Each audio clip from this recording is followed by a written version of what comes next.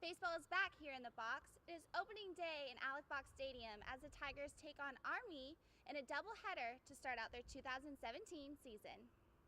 Now you might recognize the Opt facility as where the Tigers practice or where Pro Day was held, but it is also where the LSU Tigers had to finish out their 2017 spring game after they were forced to leave Tiger Stadium because of inclement weather. 1, 2, 3. We do an inter-squad before every competition. It actually doubles our season, and it gives us an opportunity to go back-to-back competitions. Focus, focus, focus, let's go. And be able to mock what we plan on doing tomorrow and put pressure on our athletes, but also give our alternates an opportunity to compete for the opportunity to crack into the lineup. 2, 3. They were really excited today. They know what's at stake here. They know what a great season we've had, and they truly understand, a great meet tomorrow is going to have a great outcome.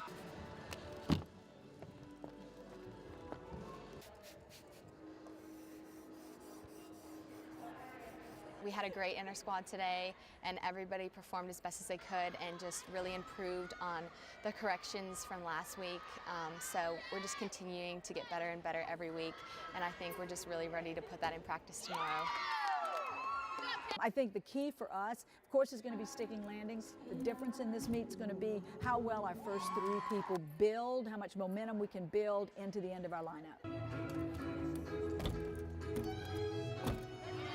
Work has to be done here, and when you get into the competition arena and there's thousands of people in there screaming and hollering, you have that electric atmosphere, the last thing you want to do is pile a lot of information on them. And this team has responded well to just be loose and have a good time. When you think of a collegiate athlete, you don't often think of a businessman. As for LSU senior defensive guard, Lewis Neal, he is uniquely both. I always had a mindset growing up that, I wanted to be an investor and create my own way to support my family and myself. I didn't want to have to depend on others to be able to do that. Neal has managed to succeed both on and off the field. As a 2-year starter for LSU, Neal collected 118 tackles, 12 sacks, and was awarded Defensive Player of the Week against the #1 ranked team in the nation back in November. But this is not where Neal's success ends. When the homework and the studying is done and the football is put away, Neal spends his extra time preparing for his life after football.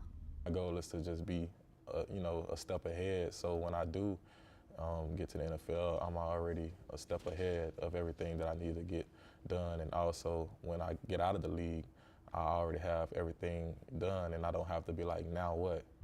After years of trading in the foreign exchange market, Neal bought into a hair salon close to LSU's campus when the opportunity arose his freshman year. Co-owner Joan Campbell knew Neal would help give the hair factory an exciting future. We're talking about opening up some more salons, like one in every SEC, so it'll be about 11 or 12 more in the South, which would be really, really nice. The day Neal met Joan was the day a tradition started. For every athlete that walked into the salon, they were asked to sign the wall. Not just any wall, but anywhere in the salon they could find room. 3 years later, nearly every wall in the salon is covered in signatures, but the first of which came from number 92 himself. And I saw this big guy standing outside, so I walked up to him on the sidewalk and I said, "Hey, are you a football player?" And he goes, "Yes, I am." I said, "Do you play for LSU?" And he goes, "Yes, I do." And I said, "Well, you need to sign my wall." Not only is he a student athlete, an investor in foreign exchange, and a hair salon owner, Neal is currently working on an event app called Capture That. He's also hoping to seal a deal with Sega for another app that we may see in the future. Anytime you go out with your friends, you and your friend can create an event within the app, and whatever y'all take picture or video that night or whatever, it's already there, and no more send me this or send me that. However, the life of an athlete is not yet over for the graduated defensive guard. On top of continuing to excel in his business and entrepreneurship, Neal will be entering the 2017 NFL Draft this April.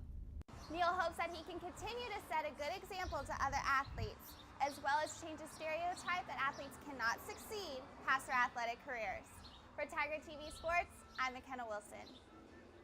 One of the biggest challenges in the classroom is keeping students engaged and interested in participating. Academic achievement in today's classroom compared to the classroom of yesterday is changing in a positive way thanks to technology. In grades K through 12, teachers are using an array of technology, including iPads, MacBook computers, and smartphones in their lessons. Copy, and what's the keyboard shortcut? We're fortunate that every classroom, at least in the elementary, has at least 6 desktop computers. We have several Mac mobile carts. Every grade level has iPads that they use, so we're very, very fortunate. According to Educators Technology and Mobile Learning, 75% of students ages 5 through 7 regularly use technology to play educational games. 50% of students ages 10 to 18 go online for homework help at least once a week. Currently, 44 states have turned to the Common Core educational system, a set of college and career-ready standards for grades K through 12. Okay, let me type in my name then. With these educational standards, more teachers are turning to technology to generate an environment where students are better focused in learning. But if you're not using technology to enhance what you're already doing to what they already need, what they're already learning, then it kind of defeats the purpose of technology. Educators Technology and Mobile Learning also showed that students who study on mobile devices spend 40 minutes more per week studying than those who don't.